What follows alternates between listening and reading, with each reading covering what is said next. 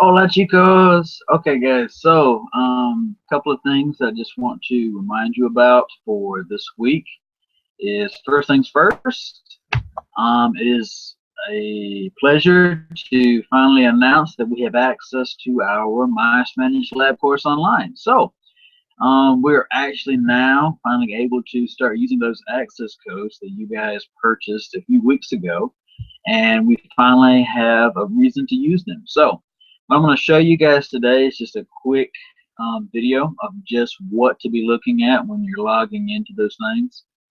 All right, so today's Monday. We've got a few things that we want to look at for this week in particular.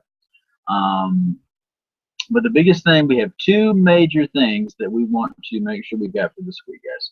So first things first, we're going to look at how to use My Spanish Lab. And second thing, weekly class contact times do in fact begin this week.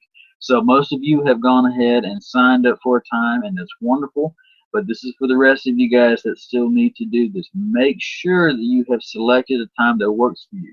I'm offering times on Tuesdays and Thursdays of this week for the next few weeks as we're getting kind of started with that. But if you have any issues with some of the times, if you just cannot make a time, I encourage you to please call me or email me or whatever you need to reach me and let me know that you have to have a different time set.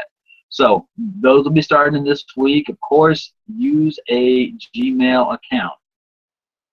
To set up a free Gmail account, there's instructions on how to do that inside of Georgia View. Okay, and I'm going to show you a little bit about that, but I have to go through this quickly. And if you have any questions, please don't hesitate to email me. I answer email as quickly as I can, and I promise if you email me with a question, particularly this week, I'll be sure to answer back.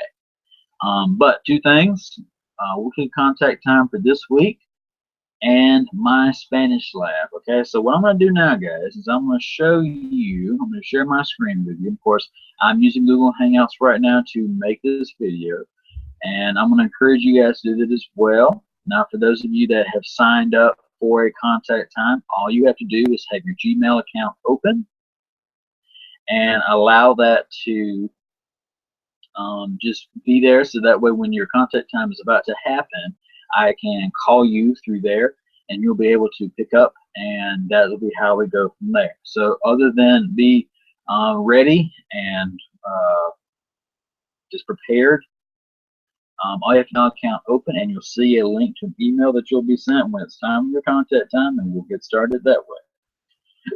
For those of you that don't have access to a Gmail account, I'm going to try for this week to call you through Skype. As far as I know, through South Georgia State College, you have access to that. Whether you knew about it or you didn't, I'm not sure. But we're going to try it that way. If that works, then that is good. But I highly suggest you get a Gmail account. So first things first, I'm going to show you a couple of things about what to look for this week. So guys, I'm going to take us now to our Georgia View page. Okay, and what I want us to look at is in Module 2. Okay, so if you want to pull it up in a separate window or separate tab, that might be recommended.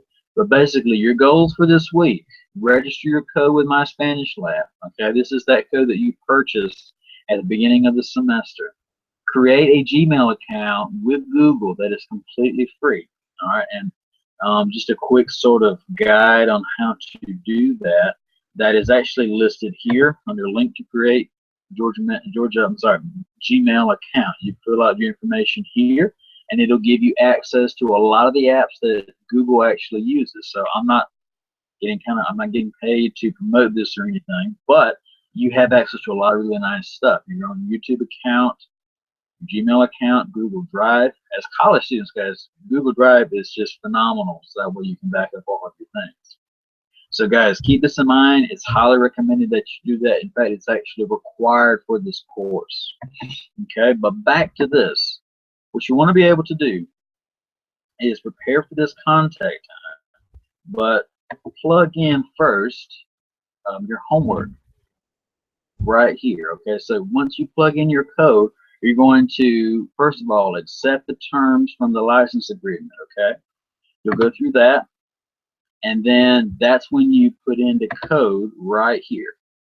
Okay, so you'll plug all that information in. from what you purchased at the bookstore.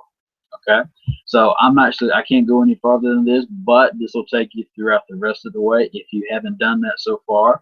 But for those of you that do in fact have that completed, I'm going to show you the next page that you need. Okay, so once you've plugged in your access code to this, okay, this will bring you to the home page for Pearson. All right, so at this point, what you'll want to do is you'll want to click on Enroll in a Course. Just don't imagine that this isn't even here. Okay, you're going to click on Enroll in a Course, and you'll be asked to plug in a course ID. Now, in order to find that course ID, you can go back to our Georgia View page, and right here under the News tab is that code.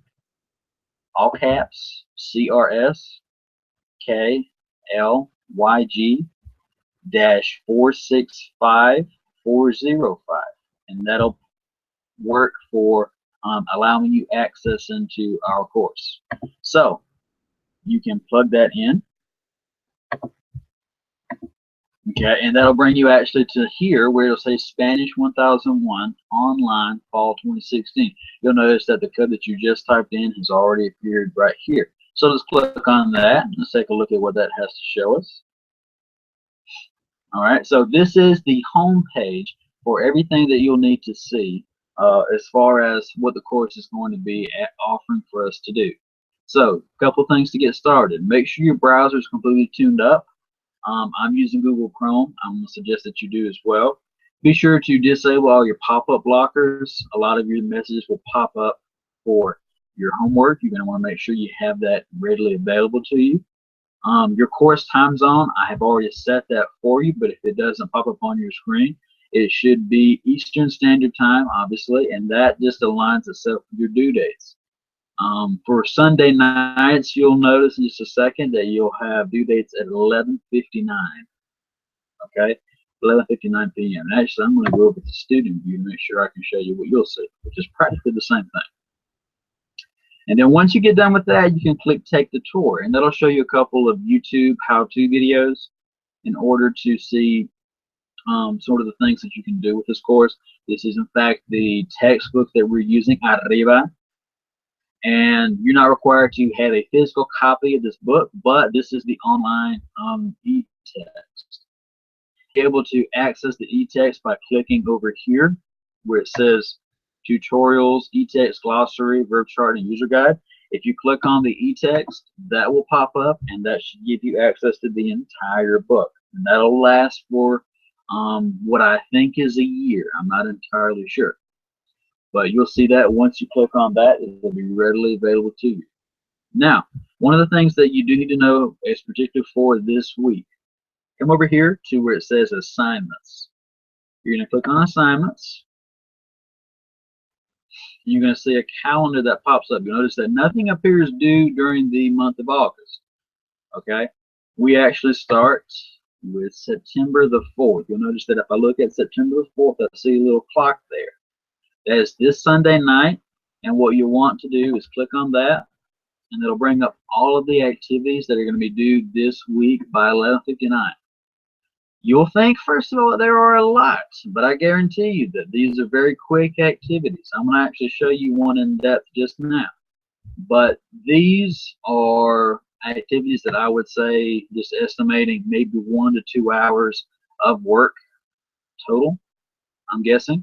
This is up to you. You're, of course, allowed unlimited opportunities to do these. There's no point that you should make less than 100.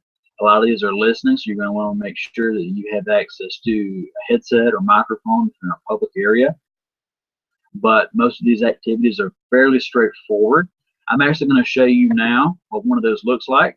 Okay, so this is one of your activities, and sort of for sort of an extra boost for kind of staying here with me for this long, I'm going to show you how to do this. And this is, if you take notes for this, you'll have this completed, and you can plug it right in for one of your homework activities. The title of this one is called En qué mes del año, and then we have question marks there. Notice that in Spanish, of course, you have an upside down question mark at the left, followed by a regular question mark at the right. Okay, so if you have issues with completing this, say for instance you get here and you're not sure how to do this, you can click on tutorials, user guide, or some other resources, and then your e-text as well. Now, if you have any issues opening this e-text, please let me know as soon as possible, okay? Of course, opening the e-text, I know that some computers it works fine with, but some computers it does not work that well with. So that's sort of the thing that I'm trying to get some more information about. But we're going to assume now that it does work for everyone. And I want you to let me know, of course, if this does not work on your end. Of course, if you need help with this activity, you can click on that, and it should bring up some things for you to look at. And I can actually look at this, and I'll give you some as well. Okay, of course, you also have some extra activities that you can look at that will help you get guided through it. So, what you have to do for this is match the list of holidays with the months of the year when they take place. So we have quite a few of these. We've got El Día de la Independencia de EU. Okay? This is actually a short way to say Estados Unidos, United States in Spanish. I'm not sure if you knew that. So you're going to go to our drop-down menu here, and we're going to choose, of course, take a look at these options. You might be able to figure out what I'm going to say. Like Julio, right? El 4 de Julio, ¿verdad? Halloween.